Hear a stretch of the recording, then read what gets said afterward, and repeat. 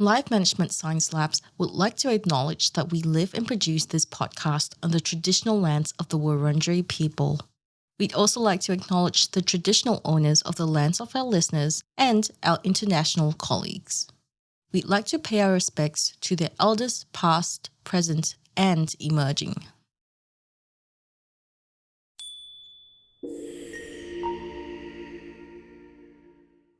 Hello everyone, and welcome to Wealth Pathways, the Affluence Science Insights podcast produced by LMSL, the Life Management Science Labs. We are champions of life management science, providing structured insights informed by science and inspired by practice on key aspects of conscious living.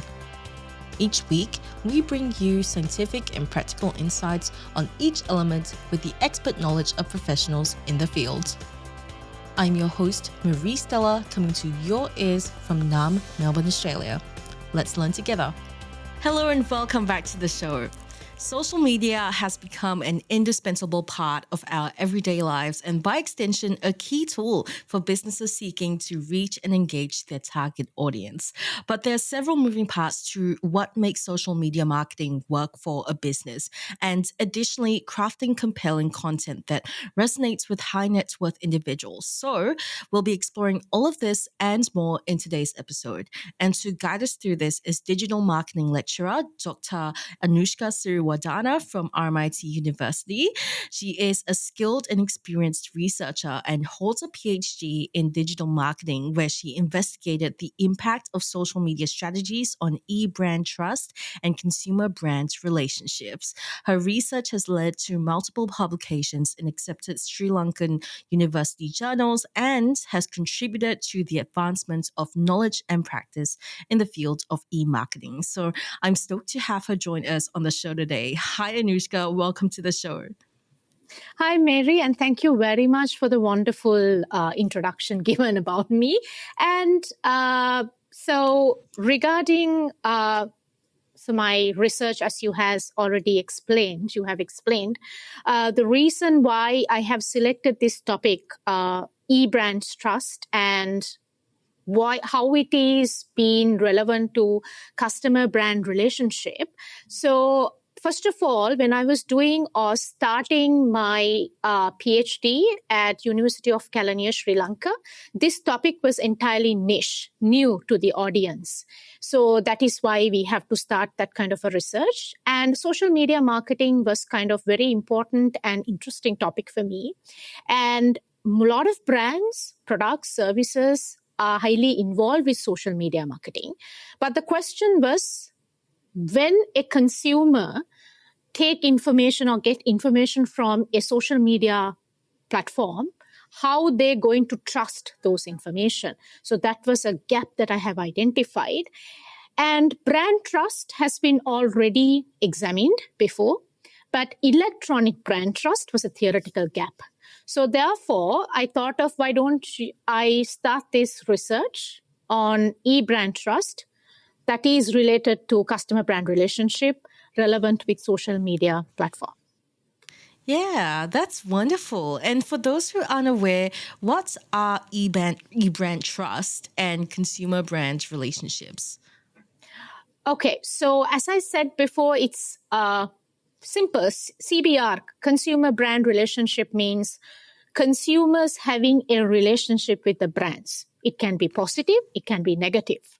E-brand trust means, as I said, not general brand trust, but electronic brand trust. That means when consumers trying to keep up a relationship with the brand, considering social media platform electronically, what kind of brand trust that they are going to have, which we call e-brand trust. That is the simple definition. Yeah, well, that's fascinating, and it serves as a great preface for our topic for today. But before we go further into detail, I would love to get to know you better. So this is Have You Met Anushka? So my first question for you is, what is your favorite book? Okay, so currently I read Bridgerton okay, because I was so much addicted to the Bridgerton series. The 3 series already gone, so I couldn't wait until 2026. So I ordered all the books and I've started reading. So my current, the most favorite book is Bridgerton, even though I'm a boring kind of an academic, but still I'm interested in Bridgerton series. Yeah, that is my current favorite book. Yeah, I think that Bridgerton's marketing is exceptional as well.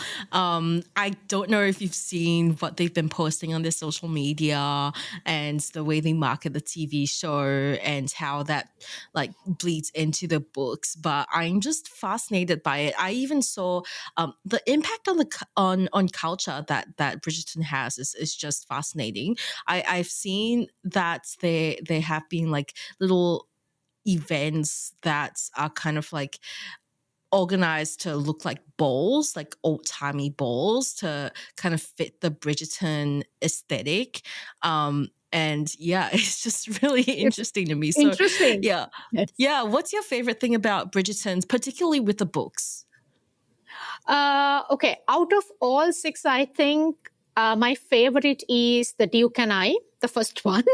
When it comes to, I know it is not kind of fantasy, but it's the real kind of the way that the British had their culture. And so I love the cultural aspect of the Bridgerton entire series, how they have performing, the dress code and their words and how they pronounce and the history.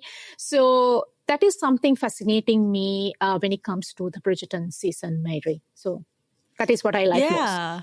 Yeah, I love that as well. And I haven't quite read the books, but the TV show really does fascinate me with the language and the historical costumes, which aren't like entirely history accurate, but it is a fantasy TV show. It's completely fictional for sure. And it's just kind of a nice way to you know wind down and just put yourself in this fantasy nice world, but it does actually address some very important real Culture world filled, yes, real issues world. Yeah. as well. Anyway, so I digress. The next question I have for you is, what movie have you enjoyed recently? Okay, so it is not actually a movie per se. I would say it is a TV series. So I really love to watch these medical documentaries, medical dramas. So I started with Grey's Anatomy, Chicago Med. So currently I'm so much interested in House MD. So it has 8 seasons. So I just started the first one. So that is my new addiction when it comes to the TV series. Yeah, and what about House MD do you find compelling? House. Dr. House is the most. So I don't know. I always tell my husband, okay, I think I like this man. And but other than Dr. House, it's how they have already covering all the medical aspects that the general audience can understand because all the medical terms, Mary. So I love number one, Dr. House, obviously, but how they have transferring that medical concepts to understand by the general audience like me. I'm not a medical person. Yeah.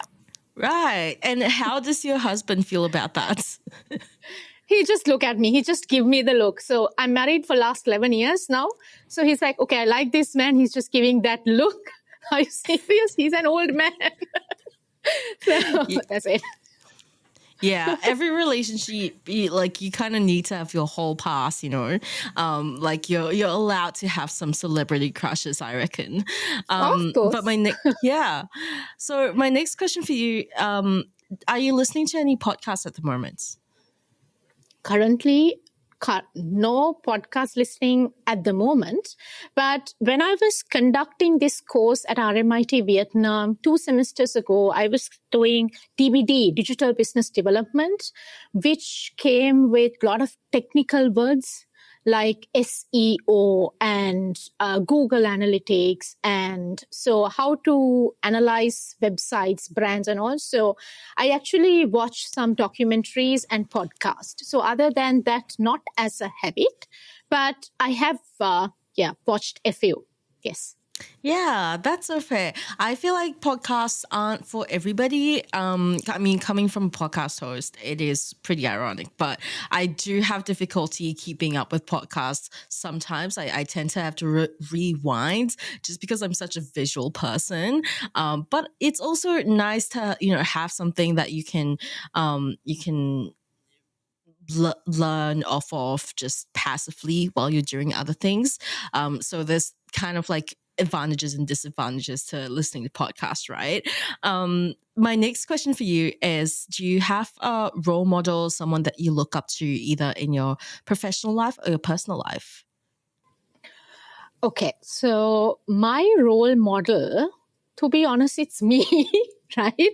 Because I am a person. It's my life journey for the last 35 years.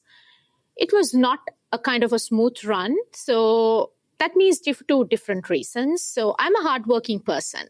So, and also every morning when I go in front of the mirror, I think I appreciate myself. So I think my role model is me, to be honest. I try to develop myself every day. And I have a checklist clicked or ticked every day. Okay, I have done my task accordingly. But other than that, I have my mother, my sister, my husband, obviously, the little curve I have in my life. So to be honest, I'm my own role model, Mary. So That's actually an amazing answer. I don't believe that I've actually heard that answer yet from any of my guests. So that is certainly refreshing. And I think that it's a good thing to look up to yourself. Gives you self confidence. If you believe in what you do and who you are, then no one else can cut you down, So I think it's great that you have the mindsets. And I feel like we also got to know you a bit better. So I think it's the perfect time to go into the main portion of our interview where we talk about social media marketing tips and learn from you. So for starters, how would you define affluence?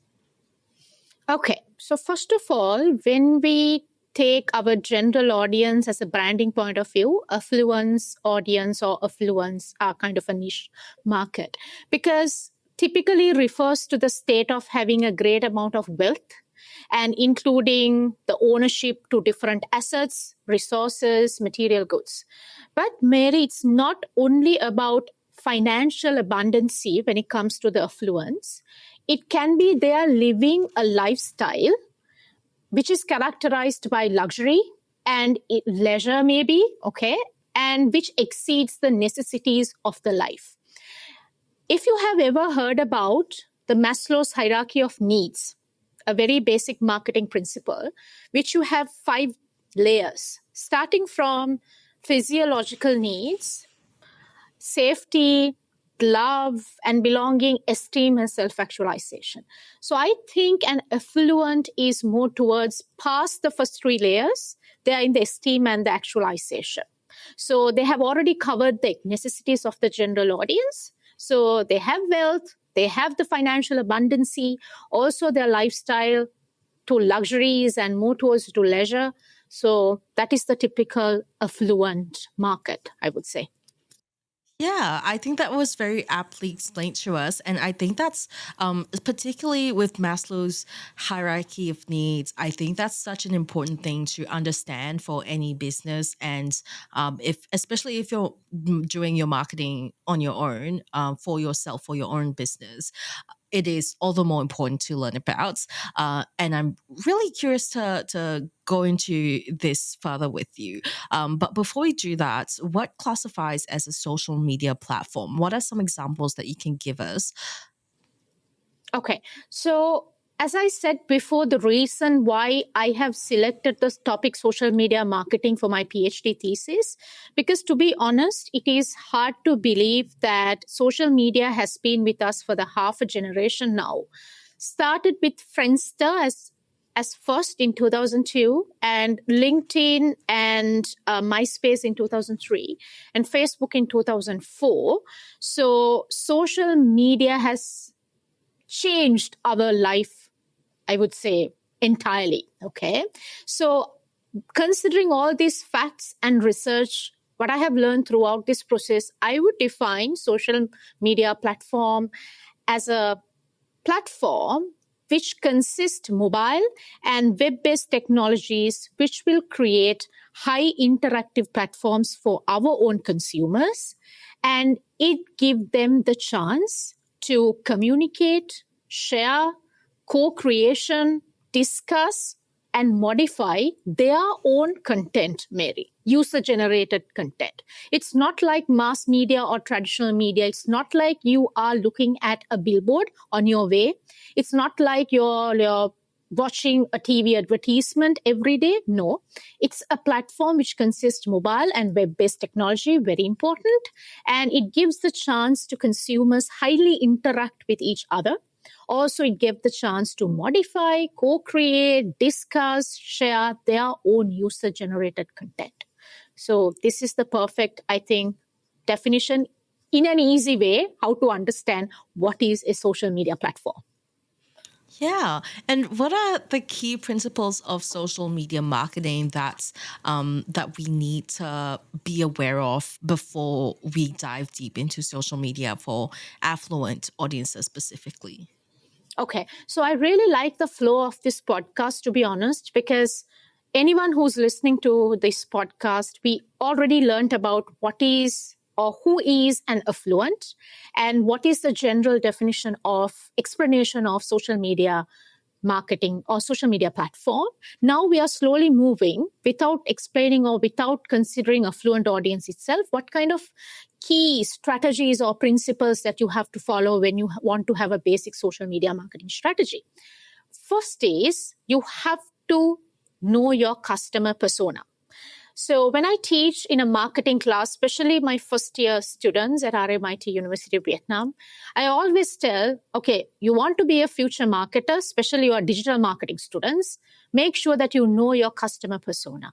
Have you ever heard anything about customer persona, Mary? I'm just asking from you. Yeah. I have heard about customer persona. I actually studied a bit of marketing and social media before, a bit like during university and polytechnic. And I've always kind of envisioned the customer persona bit as like method acting, but for your business. You method act as your customer. You envision, you embody the customer and think what would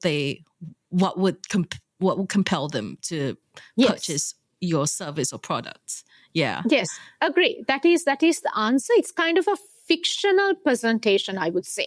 It's a fictional presentation of your ideal customer, because if you take an audience itself, it is a vast area, right? Because you have a big audience to a particular brand. So if you take different target audiences that is related to your different segmentations, so you should need your customer persona. So it is a fictional representation and it has the demographics, their pain points, their motivations. So first of all, as a social media marketer, know your persona. Second principle is found out their pain points. So remember, a customer wants to buy your product or the service because they want to have a relief for their pain points. So you have to know what are their pain points. Then identify the behaviors. Okay. So that means once you have your customer persona, once you know their pain points, make sure that you will identify their behaviors. Are they more into online? Are they more into offline? Okay. Then finally, develop creatives, because this is social media, not like traditional media. So it is not just a solution. It should be a creative solution, Mary. So that's why I'm using the word creatives there. Finally, now target your audience. It can be race engagement, because social media platform is all about, as I said before, sharing, commenting, modifying, discussing by your consumers. So have that engagement. Then raise the brand reach when you're targeting your customers. most important point is humanize the brand. That means give your brand an identity, give the brand an attitude, a value, a principle itself. Give that vibe. We have already humanized our brand. Okay. So these are some of the key principles I would say. 5, know your customer persona, find out the pain points, identify the behaviors, develop creatives to release those issues or the pain points. Finally, target the customers by raising the engagement, raise the brand awareness, humanize the brand, and finally generate more traffic and conversion. So that these are the key principles I believe that should be followed when it comes to social media platforms. Yeah. And how do you think social media consumption and engagement differ among affluent individuals compared to, let's say, the general population? Yeah, it is actually a good question because general audience, the way they are using social media platform and the way an affluent audience or an affluent use the social media platform has a significant difference. Now, the main difference I would say, I think the main characteristic of an affluent audience or affluent, I would say, they tend to consume social media more strategically than the general audience, and they really engage with the content, Mary. Okay, so that is the main characteristic of affluent. So I'm going to use this characteristic for the next questions as well, just to make sure to link everything. And the other differences are, considering that main characteristic, their platform preference. When you compare the general audience with the affluent audience, they have a significant difference between the platform preference. Example, I would say affluent audience more towards to LinkedIn, Twitter, Instagram as well, because it is something showcasing professional network and high quality content. Where the general audience more towards to Facebook, TikTok. I'm not saying their content is bad, right? What I'm saying is the LinkedIn, the other platforms I just said as an example for the affluent audience has more professional vibe and more quality content. Second is content consumption. So as I said before, when comparing to the general audience and the affluent audience, content consumption is high in the affluent audience. They really engage with the content. Third one is, again, as I said, the engagement level. Okay, they are more into content and they are very much engaging in the social media platform. They comment, they review, they reshare, they try to modify their own content. Okay, then finally, I would say privacy concerns. Why? Affluent audience is the high net worth people, right? High net worth individuals. So when they're consuming social media platforms to purchase their products and services, they are more cautious about sharing personal information online when comparing to the general audience and the affluent audience. So these are the key differences when comparing to these two audiences when consuming social media platforms. Yeah, that's really well in depth. So thank you for sharing that with us and giving us such a neat overview of everything. So all in all, what are some things to consider? What are the main things to consider before assessing the right social media marketing tactics to employ? Okay, so I'll answer this question considering, okay, social media marketing for affluent audience, okay, and what kind of social media tactics to employ, right? First one is set the goals and establish KPIs. Again, in my real life, when I have the role as a lecturer of digital marketing at RMIT, I always tell my students, you have to come up with your goals and KPIs when you're coming up with your social media marketing strategy. It's not just a goal, it should be a SMART goal. Okay, so a SMART goal means it should be specific, it should be measurable, it should be achievable, it should be relevant to the brand itself, and it should be timely bound. Example, you just cannot come and tell me increase brand awareness. I will always ask which brand you're talking about and what is the timeline. whether this is achievable or not. So good goals and KPIs to achieve that. That is number one. Number two is research your target audience, Mary, because you're not going to win this competitive social media or marketing environment if you're not going to do better research. Assumptions are bad for marketers. Your leaders, the practitioners, will not accept your assumptions.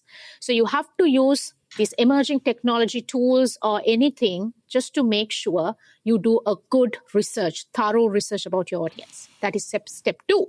Step three is create timely and engaging social content. Why? This is social media marketing platform. We are highly dependent on the content. So we are targeting the affluent audience. So that means your content should be timely and engaging, because this is technology, again, always changing. It's not going to have what you had yesterday is not going to be the same thing today and tomorrow. So it should be timely and engaging content. The fourth one is collaborate with influencers. I know we have questions about influencers in the future, the session, but influencers very much important because the power of influencers are super important when it comes to marketing. So get some good, effective influencers that is relevant to the affluent audience. Fifth one, bring the department to the mix.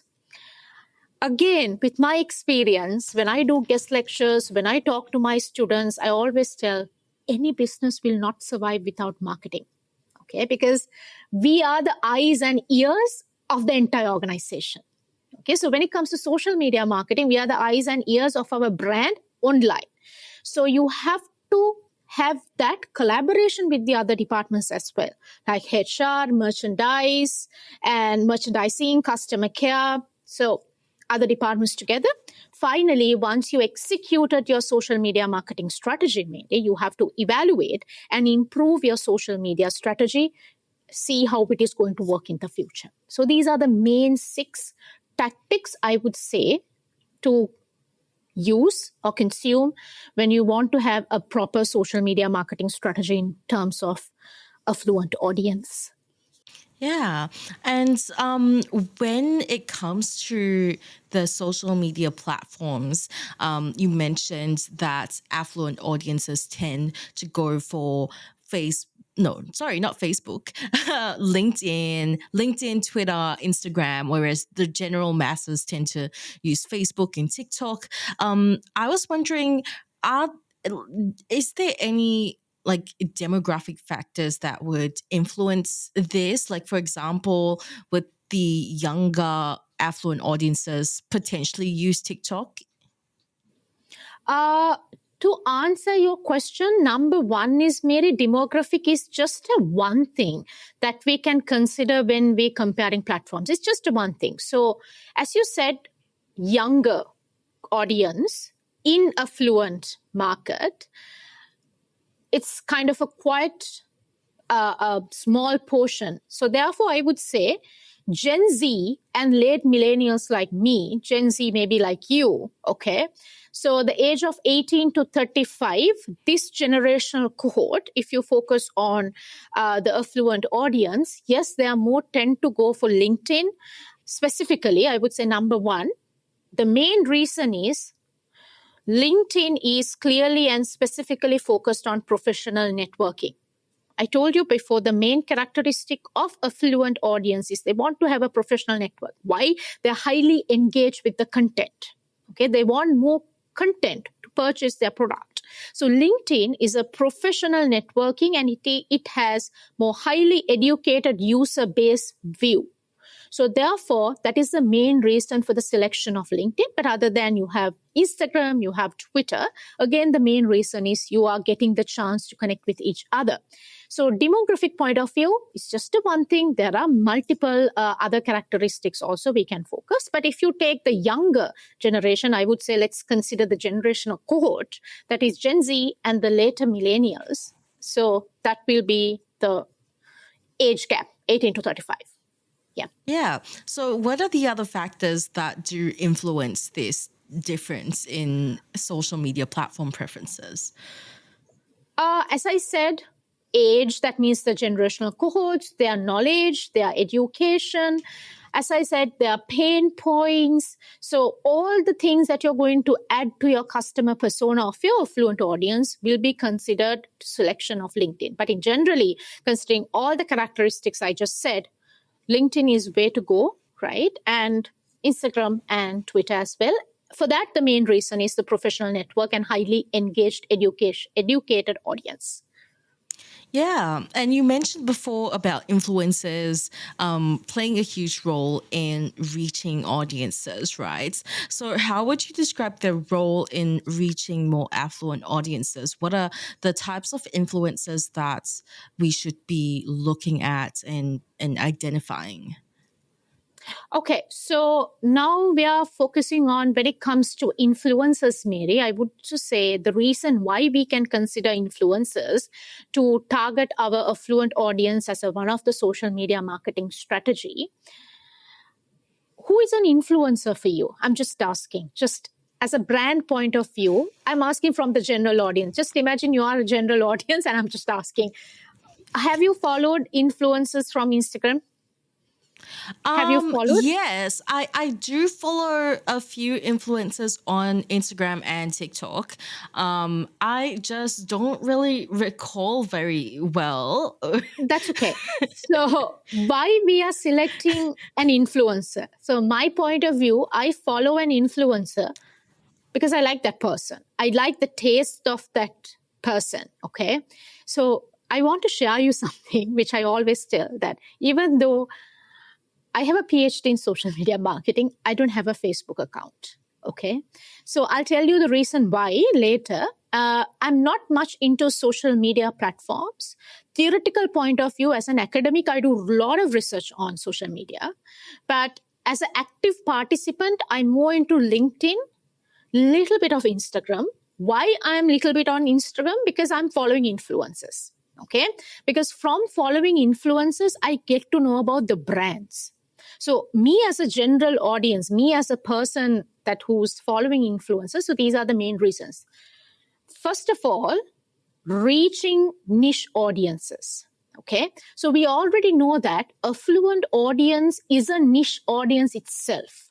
People who has more money, the capability of buying more luxury products. Okay, so an influencer mean who has a short-term relationship with the brand, short-term, but it has a huge impact. Okay, so first of all, influencer will support us with reaching for niche audiences, as I said.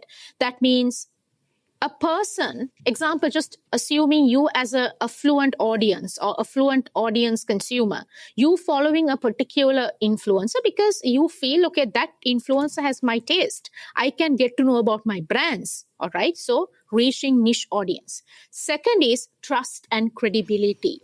Of course, we following an influencer means we trust that person. We giving the credit to that person. Okay, that person is buying that brand or the product or the service. I think he's good. I'm also going to buy that. All right. Third is creativity and engagement. So we already know a fluent audience is highly engaging, highly creative. They want everything to be engaged. Therefore, influencer is already creative and engaged. Then increased brand awareness, which I've already answered to that question. When you have an influence, it will support to increase the brand awareness. So these are some of the reasons of using an influencer to focus on a fluent audience in terms of social media marketing strategy, I would say.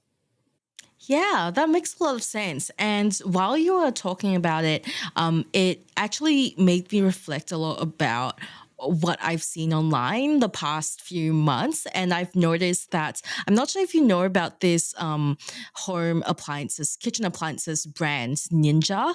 They have this whole line of kitchen appliances. And one of their, I believe, their signature products is the Ninja Creamy, which is used to make ice cream, gelato, and sorbet at home.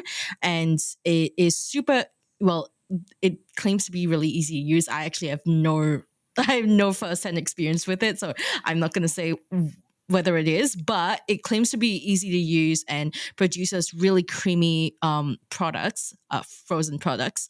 And they have sponsored so many influencers, and they tend to be like fitness people or nutritionists or just active lifestyle kind of people, and they tend to be really like pretty affluent as well, but they never really say that. Like the thing I've noticed is that they are very quiet about the price point, whereas like more affordable products would always be like, and it's affordable, right?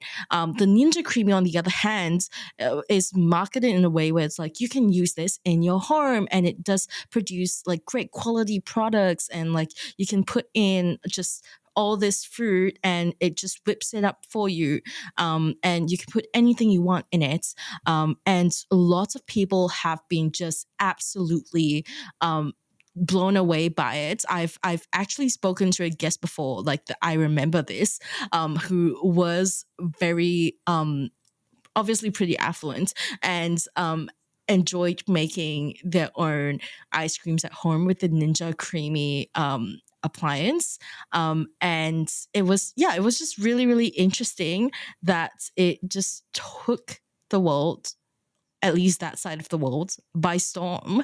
And I was wondering, what are your thoughts on that? And do you have any examples of, of affluent, of brands with affluent audience, target audiences, doing this as well?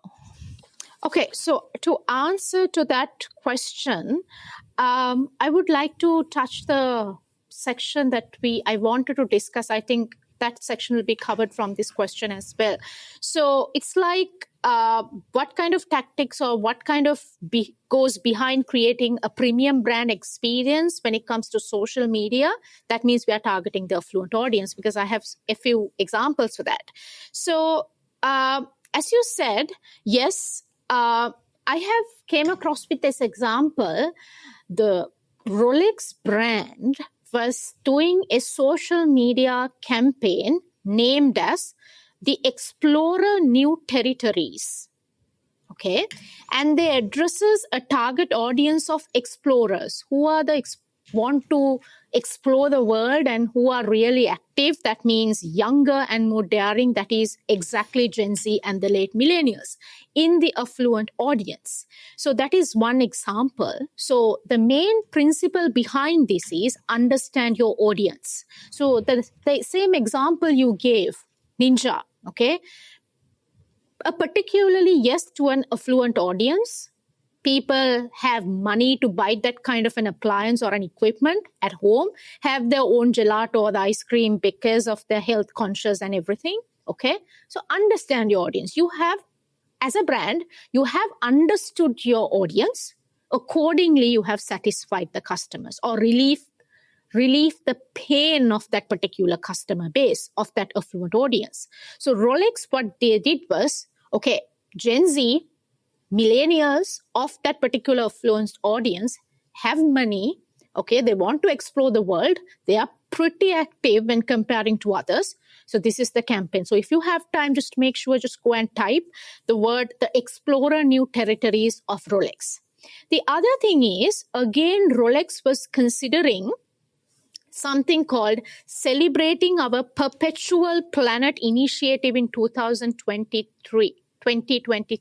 Okay. So then you have to understand, affluent audience means, as I said before, people have the wealth, they have the capacity to buy stuff. Also the audience who really consider about things such as sustainability, environmental friendly. Okay. So Rolex again captured, okay, look here, we are not just serving y'all, but also we are thinking about the sustainability and the planet. All right. So that is the affluent audience is all about. So that is something called execution tactics. Okay. So how you're going to execute your social media marketing strategy to your affluent audience. The other example I can give, Mary, is Louis Vuitton. Okay. So what they have done is, they have branded their products as a storytelling concept in social media marketing. So strategy, what they have done is, they have emphasized authentic storytelling showcasing, okay, when we produce our brands, we have personal touch, personalization, interaction. So you're talking your brand story, okay, so giving more value. So these are some of the examples, real life example, that brands have considered targeting affluent audience in a different way when focusing on social media marketing strategies.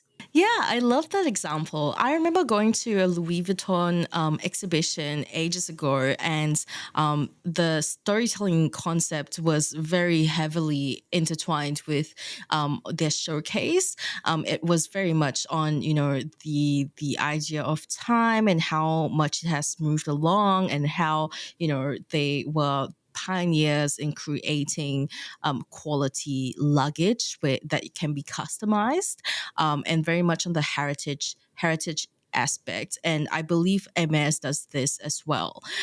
So it is very fascinating to me.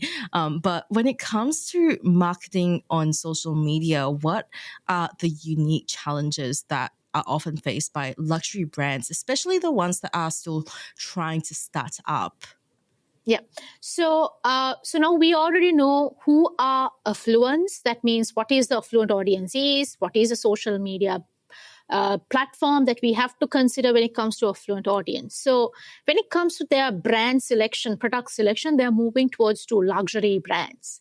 So what are the unique challenges as an answer for your questions when it comes to luxury brands using social media platform? I want to give you some of the statistics here. Okay. Now, you have to be honest, that 1 in 4 people around the world use social media sites, with 1 in every 5 minutes spent on social media in Australia alone. Okay. So this indicates a large percentage. So also, if if this consists a large percentage, means brands definitely has to focus on social media marketing strategies, even though there are some challenges. But to be honest, only 26% of 130 worldwide luxury brands has been considering social media marketing strategies. Only 26%. So why there are a few challenges? Number one is selective visibility. Selective visibility means, remember, for a luxury brand, not every social media platform is suitable, Mary, right? Because this is affluent audience, people who want to buy luxury brands, and what kind of social media platforms they're using. So selective visibility is a challenge for them. Second is influencer collaborations. Good. We have to have influencer marketing. It's an opportunity. But who is our right influencer to select for this luxury brand? Remember, first impression is the best impression. So if you have the bad influencer promoting your brand, luxury brand, first impression is gone. Okay, so it is very difficult to get that trustworthiness and credibility again. So that is the second one. Final one is experiential marketing. Remember, luxury is all about experience. Yes, it has a net price. Agree. Luxury can be defined with the pricing tag as well. But mainly, I would say it is based on the experience. So it is a challenge how to promote experience on social media marketing platforms or social media platforms. So these are the 3 challenges I would say when it comes to luxury brands promoting via social media platforms. Yeah, and what are some examples that you can think of luxury brands doing experiential marketing on social media? So as I said earlier, Rolex is a good example. They focus on the experience that the audience is going to get. Just the same advertisement I was talking about. They are actually targeting about the explorers, right? The people who want to explore the environment or do more activities. If you really watch that social media campaign, it is 100% on experience. What experience you will get outdoor and wearing that kind of a piece of product. So all the luxuries, most of the luxuries brands are now focusing on experiential marketing. They want to promote the experience through social media platform. It's not easy, but at least they're trying. Yeah, that's really interesting. And on the other hand, what are the unique opportunities that are presented to luxury brands when it comes to their social media marketing? Okay, so I gave you all three challenges, but these three challenges can be an opportunity as well. I'll tell you why.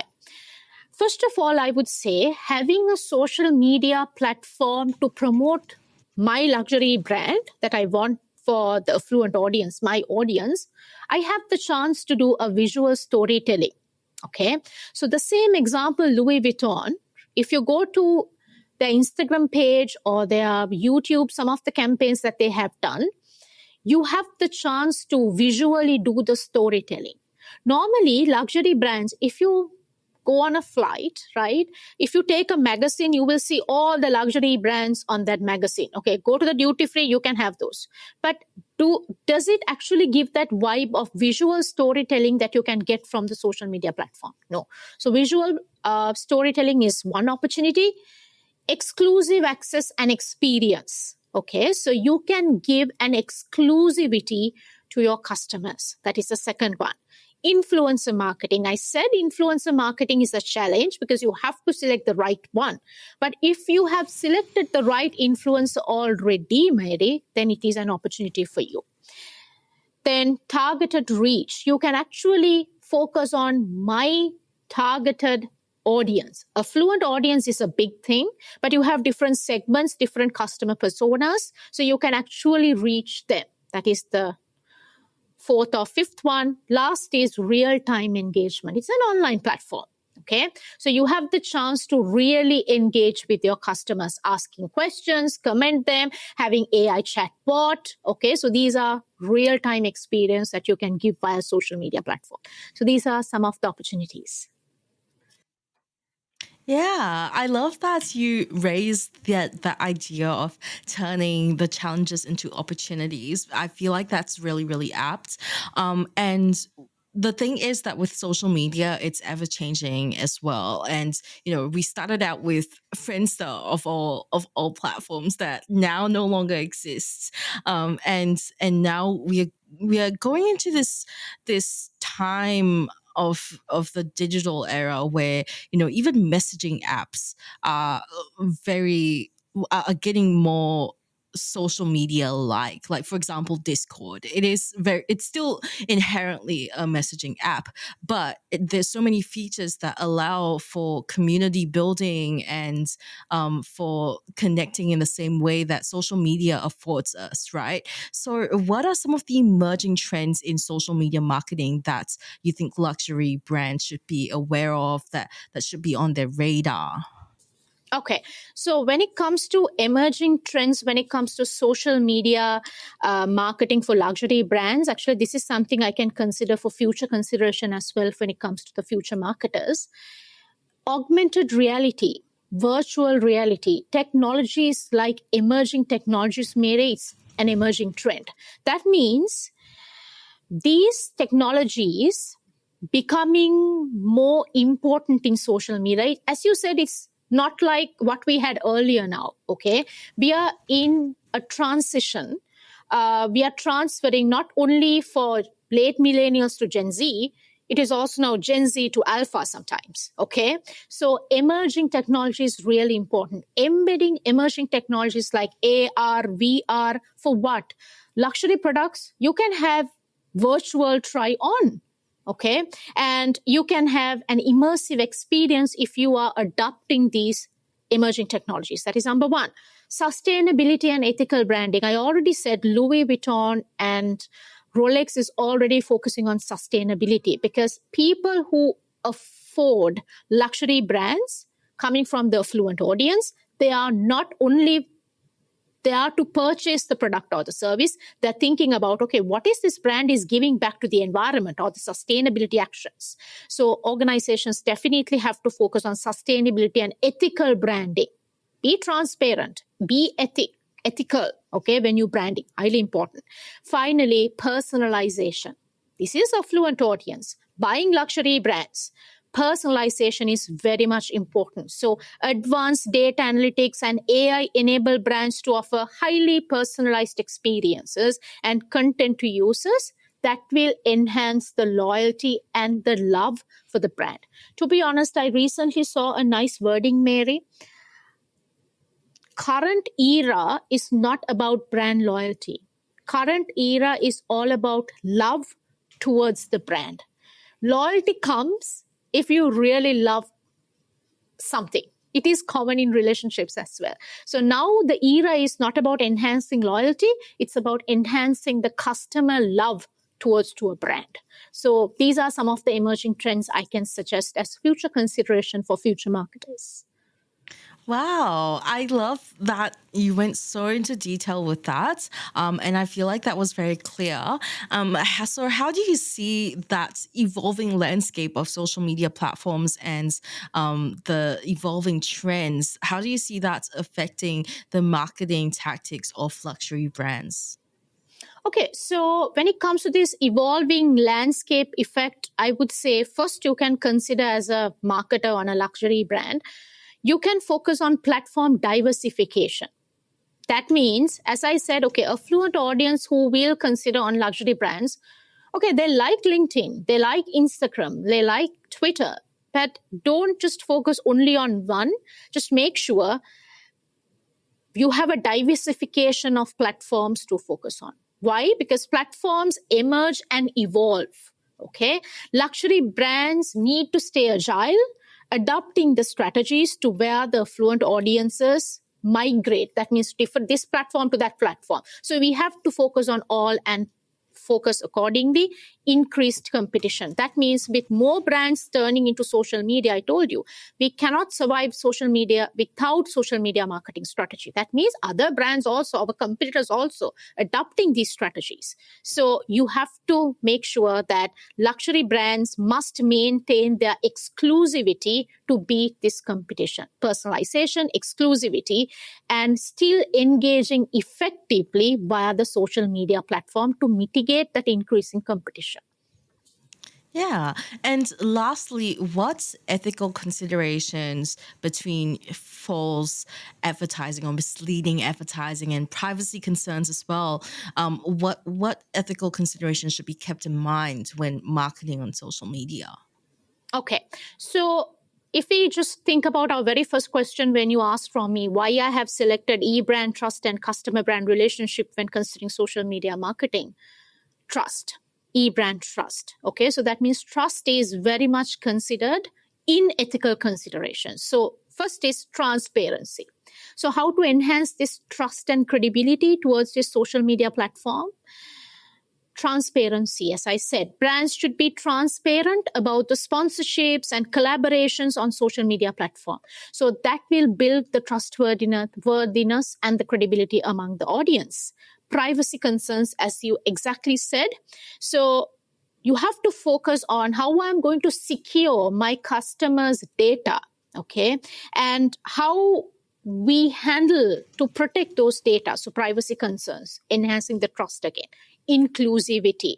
While maintaining exclusivity, Mary, luxury brands should also embrace inclusivity, ensuring that their marketing messages are sensitive and considerate the diverse audiences. So you have to follow the inclusivity as well. So these are some of the ethical considerations to enhance the trust and the credibility, transparency, privacy concerns, and the inclusivity. Yeah, I love that so much. It reminds me of kind of how, Abercrombie and Fitch, for example, it's not a luxury brand at all.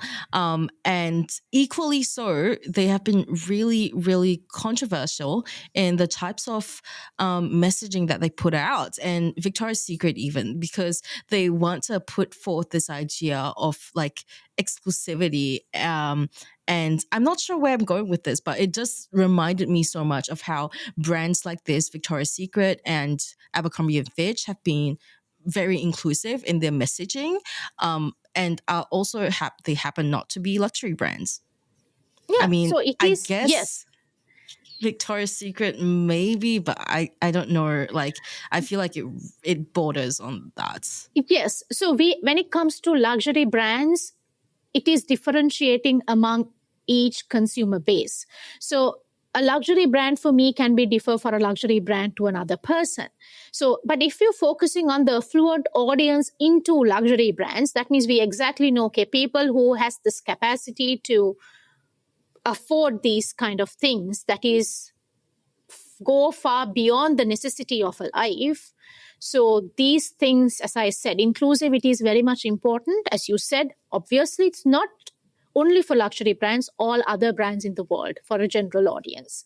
So as I said, transparency, privacy concern, inclusivity, very much important.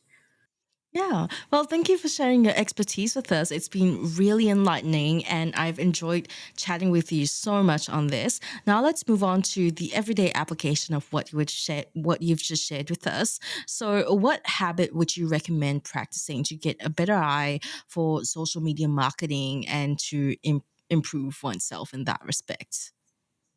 So a current practice that I do is I try to analyze every day successful social media campaign from varieties of brands, Marie.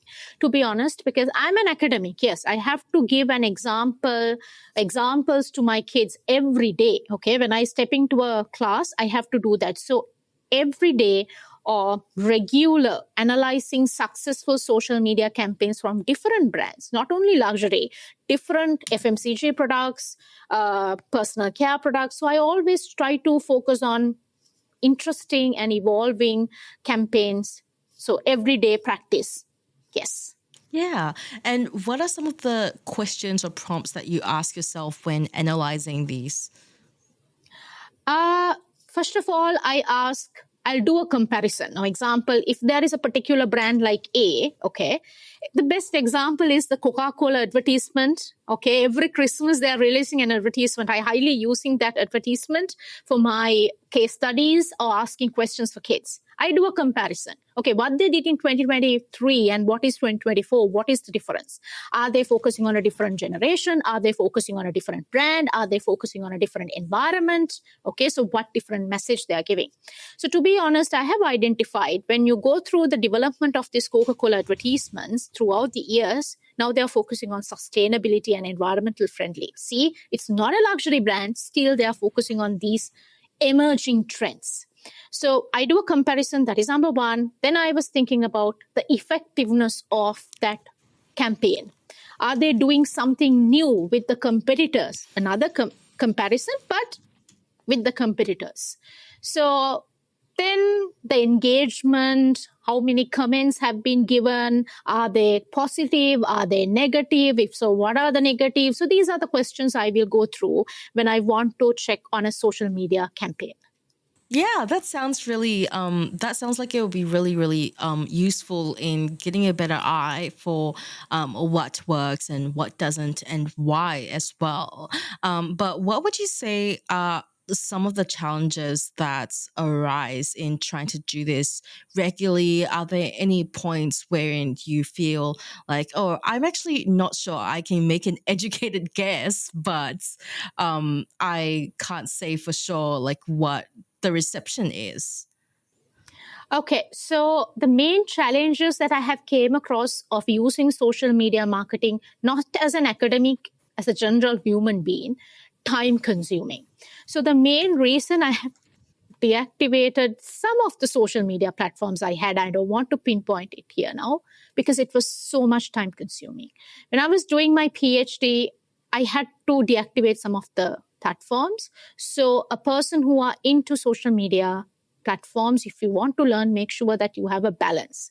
Second is sometimes it can be overloading information, obviously, because there can be positive information, there can be negative information, there can be truthful ones, false ones. So therefore, overloading information. So you have to pick the correct one. You have to pick the positive one. The yes. So these are some of the challenges: time consuming and overloading information, I would say. Yeah, and how much time does it usually take for you to go through an analysis of one social media campaign, for example? Oh, that is a good question. Then I have a question about myself, and actually I'm balancing. So if I, so okay, so if I go through something really interesting that I can think of, okay, I can use this in my next marketing principle class, my next contemporary issues in digital marketing class, then actually I may take hours. I just sit and listen to it and rewind and watch it and make my notes. So that is an exceptional case.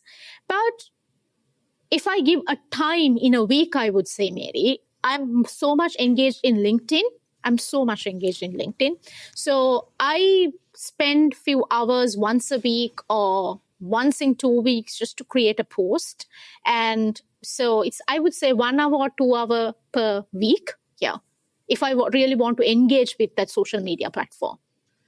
Wow, I imagine though, because you are a seasoned expert, that 1 to 2 hours would be much longer for the average person like me. I imagine I would probably scroll for like 8 hours, gather all the information. I don't know. I feel like I put it in a document and try and categorize it, and it's going to take me much, much longer. So, cautionary tale. It probably isn't going to take just 1 to 2 hours for you, for the average person.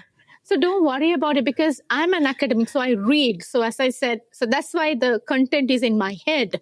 But normally, Yeah. average person, it takes some time. So yeah, it is. Yeah, that is so fair. So, yeah, if it takes more than 1 to 2 hours for you listeners, don't feel alarmed. Stay Yeah. stay calm because Yes. you're not a PhD holder in marketing. It's fine.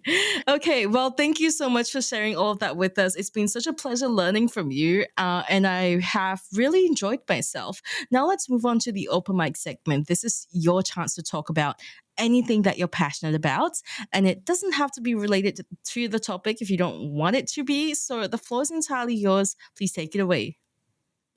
Okay, so I thought of during this session of the podcast, I will give a general message to the entire world or who are listening to me based on my experience, my life experience. So, as I said before, all of our journeys have different stories. So, I I was not a born smart person. So we have people, when you read one line, it's going to your head. There are people like that, but I'm not a person like that. So I was a hardworking person. So my life has been evolved. I'm still learning. I'm still in a very low level when it comes to knowledge I have, even though I have all the kind of qualifications, I would say it's just I would say a very little of the knowledge. So I have evolved myself considering 5 things, Mary. Number one is hardworking. Doesn't matter where you come from, doesn't matter what difficulties you have, challenges can be overcome through hardworking. That is number one. Second is proper education. You don't have to become a PhD holder or expertise in one thing. Anything you like, get the proper education. I'm always grateful for my parents. Both are government sector workers in Sri Lanka. So we are a middle income family background I'm coming from, but they made sure me and my sister is getting proper education, going to good schools, getting proper education. So get your proper education wherever you want to be in the future. Third is learn something every day. Okay. So try to read something. As I said, just watch a social media campaign. Just get some new points, 1 or 2 points. So learn something every day. That is third one. Discipline. Very important. You have to have proper discipline in your life, doing good things, collecting good deeds. At the end of the day, when you're on the bed, before your sleeping starts, right? Just try to see what you have done today. So discipline. I have a timetable. I'm exceptional. So I told you I'm a boring introverted person. So I have a timetable. My husband is like always questioning that. So I have a timetable. So I make sure I'll discipline myself. Finally, trust the universe. Okay. So if you're doing good things, if you're giving something good, even from a single word to the world, a good word to the world, okay, you'll be all right. That kind of words, make a huge difference to the other person. So trust the process, trust yourself, and finally let the universe handle other things. So that is my final message. That's such a good use of the open mic. First of all, what are you talking about? A timetable sounds really exciting to me. It sounds riveting. I love timetables. It just keeps you in check sometimes. Otherwise, everything in your brain's just mingling with each other and gets all messed up. So I like the sound of a timetable. Second of all, I totally agree with, believing in yourself. There is the saying that it takes like 99%, wait, not 99%, 99 people may not believe it. This might not be the right saying, but 99 people may not believe in you. It takes one person, and that one person can be you. So exactly. And then leave the rest up to the universe. Of course, this is coming from a very privileged point of view, but still, just try to do your best, essentially, is what we're saying here. So thank you, Anushka, for joining us today. If our listeners want to find out more about you and what you do, where can they go? LinkedIn. So they can just type my Perfect. name. Yes. So LinkedIn is my most active platform. So anyone wants to talk to me, have an appointment to talk about work-life balance, because I deal with my internship students at RMIT Vietnam. So most of the time they come to me and ask about work-life balance, how to just have a proper kind of a personality that when they want to be work ready, future work ready as undergraduates. So anything that they want to, I'm just a normal person that evolved myself, believing on myself and hardworking. So I think that is the best thing we can do to the world, as well as a message give to the world. So anyone wants to talk to me, LinkedIn. I'm available in LinkedIn. That's it. Wonderful. We'll link that in the show notes. And thank you everyone for tuning in. We'll catch you in the next episode. You've been listening to Wealth Pathways, the Affluence Science Insights podcast produced by LMSL, the Life Management Science Labs. More episodes are available from 10 life management perspectives and can be found by searching LMSL on Apple Podcasts, Google Podcasts, Spotify, YouTube, and other podcasting apps available on your devices. If you enjoyed this episode, please rate, share, and subscribe to our channel so that other people can find it and we can continue to provide quality content. More of our work can be found on our website at affluence.lifemanagementsciencelabs.com, where you can join our movement. I'm Marie Stella. Thanks for tuning in.